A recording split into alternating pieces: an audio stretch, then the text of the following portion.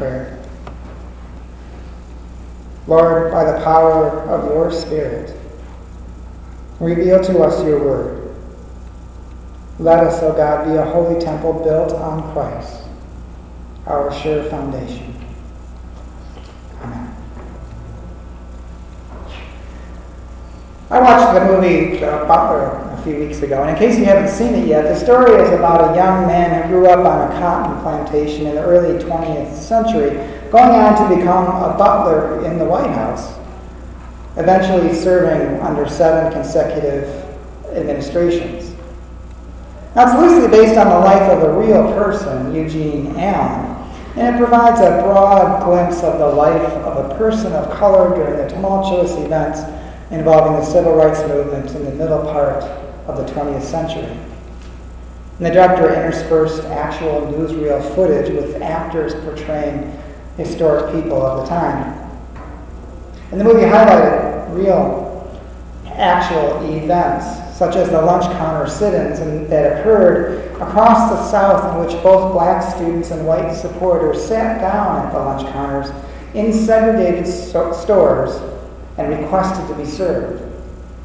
The movie is also interspersed with reenactments of those actual events, with real footage of the people who participated in those sit-ins. Well, I found it shocking to see the physical and the emotional abuse that the sit-in participants had to endure simply out of a desire to be served as equals. The movie also showed how participants in the sit-ins were trained to stand their ground. Not in the way we think of today, like some states in Florida who have passed so-called stand your ground laws, which allow people who simply feel threatened to use violence to protect themselves, but rather in the sense of standing their ground with nonviolence. Standing their ground with dignity and nonviolence shed light on their tormentors' violence so that it became apparent for everyone to see, bringing public shame to those who inflicted violence against the people who were working to change an unjust system. Now, as I watched that film and the archived news footage, it was difficult for me to think that those situations occurred in my lifetime. People behaved like that in my lifetime. On the other hand, while society has come a long way since then, racism still exists in far too many places and in far too many hearts. A battle which still takes courage for people to stand up to. And that's not the only form of discrimination that exists for so many others. For example, the Kansas House of Representatives passed a law this week which would allow public and private employees to withhold services to same-gender couples. In other words, if a same-gender couple sat down at a lunch counter in Kansas after their wedding, the proprietor could refuse to serve them. A similar bill has been introduced in Tennessee and another in Arizona. And I also read that there's a bill pending in Idaho that would protect doctors, nurses, and police officers from being forced to render aid to a gay or lesbian person. All of these have been passed under the guise of protecting the religious freedom of those doing the discriminating.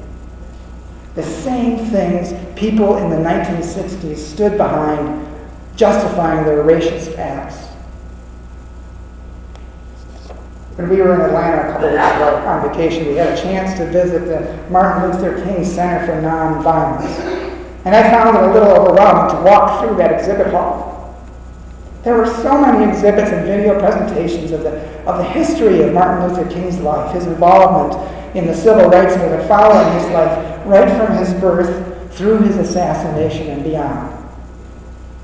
Like the movie The Butler, some of the displays had archival news footage of various civil rights movement events played on televisions. And I saw some of those same clips at the lunch counter sit-ins that were used in The Butler.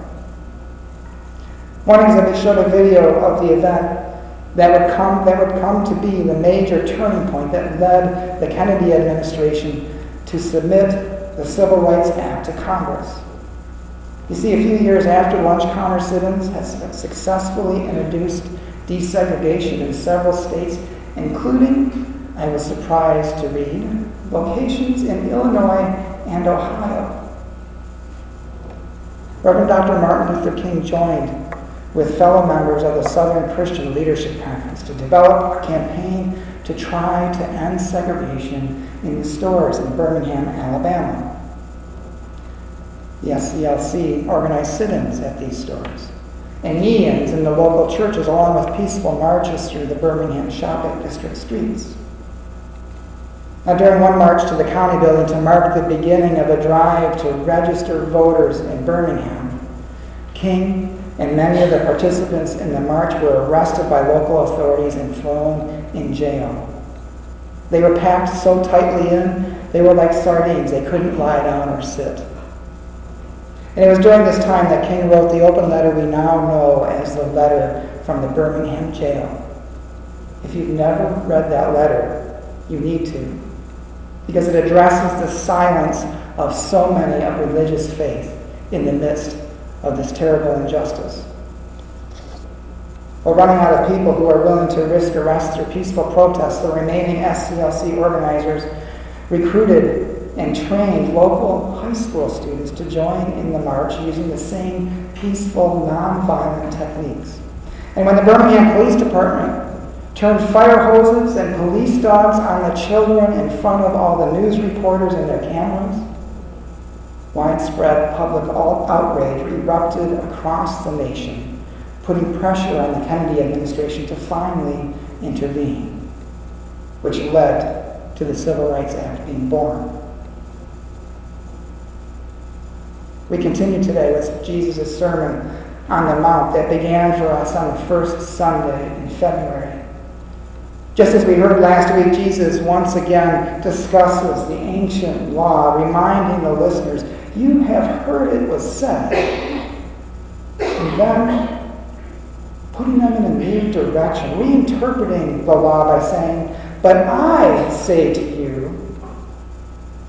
See, Jesus was not diminishing the law or rejecting it. He was fulfilling it. He was expanding its boundaries. The law was not and is not about avoiding sin. It's about loving as God loves. It's about living God's love in our lives. Well, in ancient times, which sometimes to me seem like today, reciprocity was a big part of the culture.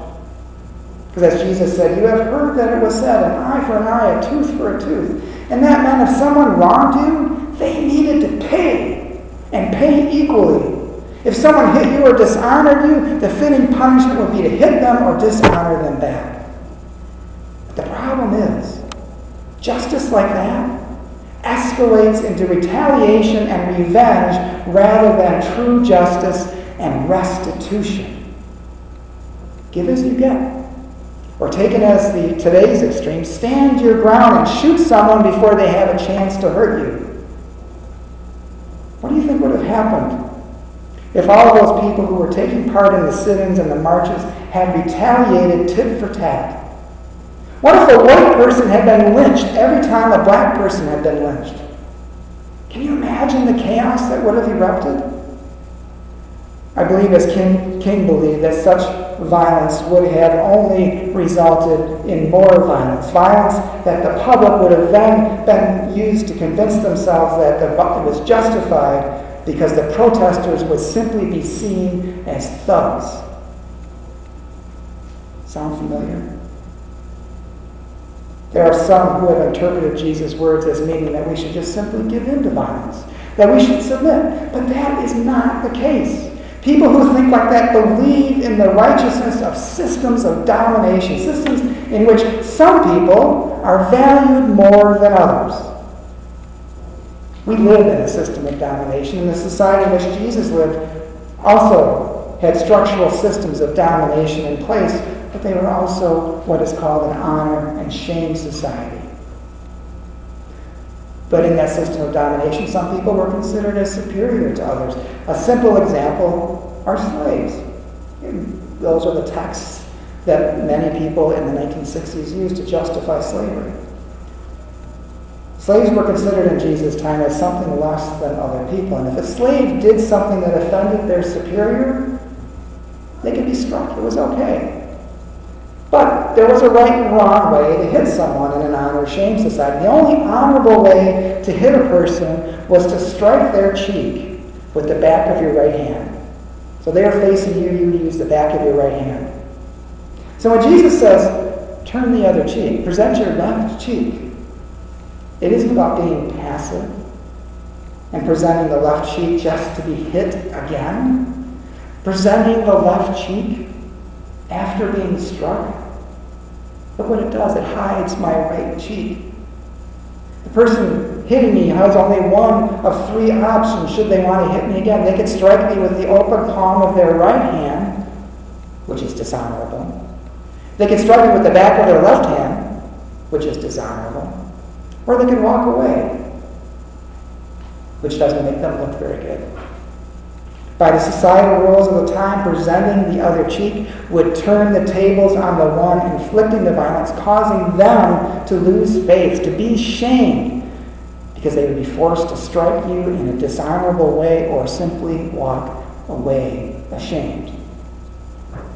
Turning the other cheek exposes the violence for the evil that it is. But retaliation, on the other hand, meeting violence with violence, that only brings further punishment and justifies the perpetrator in their violence. Turning the other cheek is what the people at the lunch counters did when they sat down and asked to be served. Turning the other cheek is what they did after they were kicked, spat upon, and had hot coffee dumped on them, only to climb back up in their seats and ask to be served. Turning the other cheek is what the high school kids did as the water hoses knocked them across the pavement, taking the wind out of them only to get back up and turn their backs to the hoses and to the dogs. These people stood their ground for what was right, not by fighting back, not by responding with violence against violence, but by bringing shame upon those who did evil against them. They presented the other cheek, and the world responded. Paul wrote in the 12th chapter of the letter to the Romans, do not repay anyone evil for evil, but take thought for what is noble in the sight of all. If it is possible, so far as it depends upon you, live peaceably with all. Beloved, never avenge yourselves, but leave room for the wrath of God, for it is written, vengeance is mine, I will repay, says the Lord. Paul goes on. No. If your enemies are hungry, feed them. If they are thirsty, give them something to drink. For by doing this, you will heap burning coals on their heads. Do not, Paul says, do not be overcome by evil, but overcome evil with good. Stand your ground, not by avenging yourself, not by lashing out before you are hurt, not by overcoming evil with evil, and certainly not by being a doormat and accepting senseless discrimination and violence. Stand your ground with the confidence of God's love by loving your enemies. I can't help but wonder how many wars and how many acts of terror could have been avoided if only we followed what Jesus taught. Are we a Christian nation? This church has a strong history of standing their ground. In the midst of the upheaval of slavery, the founders of this congregation stood their ground against the evil that was being perpetrated through slavery. And it wasn't easy. There was tremendous pressure not to get involved, to simply ignore the evils of slavery. I read an anecdote, and this is kind of a silly story, but I read an anecdote about someone donating $10 to this church. Not a huge amount of money, but not an insignificant gift in the 1800s. But it was given with the stipulation that no one ever be allowed to speak against slavery from the pulpit. They took the money and didn't follow the request. Another anecdote I read said that in the years leading up to the Civil War, this church was involved in everything but sacred affairs. And guess when that time was? Those were the times when many abolitionists came here to speak out against slavery, as you'll find on the historic marker that's on our front lawn. The members of this congregation back then lived the intent of the law, the fulfillment of the law as Jesus taught. They lived God's love for everyone, and slavery was overcome. This congregation stood its ground. At a time when women were considered something less than men and were taught that they should be silent in church, this congregation invited women to speak from the pulpit about equal rights for all, believing in God's love for all of creation, believing that God empowers all of us. This congregation stood its ground. Even under severe pressure from others in the community and the congregation, they stood their ground for what was right. 100 years later, in the midst of the civil rights movement, the pastor of this congregation asked for and received permission to spend a couple weeks in Mississippi to help register African Americans to vote. And members of this congregation stood their ground, even under tremendous pressure, both from the community and internally, bound to live God's love for all the created. A lot has been accomplished, but a lot remains to be done, as can be seen by the laws being created in Kansas, Arizona, Tennessee, Idaho, and numerous other places. This congregation has been discerning a vision over the last few months. And in a way, I believe that having a vision must involve taking a stand. Our vision's still developing, but I'm excited about what I'm seeing so far. We kind of looked at the history of our congregation and how it related to issues in the community and the world, looking at ways this church stood its ground. We established core values based upon our history and on what we were willing to stand our ground for. And we dreamed about the future, looking at the demographics of our area, discerning strengths that we can build upon and opportunities that we have for improvement. There's still more work to be done. We need to flesh it out a little bit more. But there's a good vision emerging. A vision that looks like a church that seeks to embody or to live God's love by dedicating ourselves to growing spiritually, pursuing justice, and compassionately caring for all of God's creation. I'm just going to close with a quote from the Reverend Dr. Martin Luther King Jr. from his speech, A Proper Sense of Priorities, given on February 6, 1968 in Washington, D.C., just a few weeks before he was killed out of hate by a system of domination. Here's what King said. On some positions, cowardice asks the question, is it safe? Expediency asks the question, is it popular? But conscience asks the question, is it right? And there comes a time when one must take a position that is neither safe nor politic nor popular, but one must do it because conscience says it is right. There comes a time, my friends, when we must stand our ground, turn the other cheek, and reveal evil for what it is. There's a banner we put up on our front lawn at Pentecost that says, Jesus didn't reject people, neither do we. Everyone who comes through these doors is served. Stand your ground, First Congregational United Church of Christ. Stand your ground.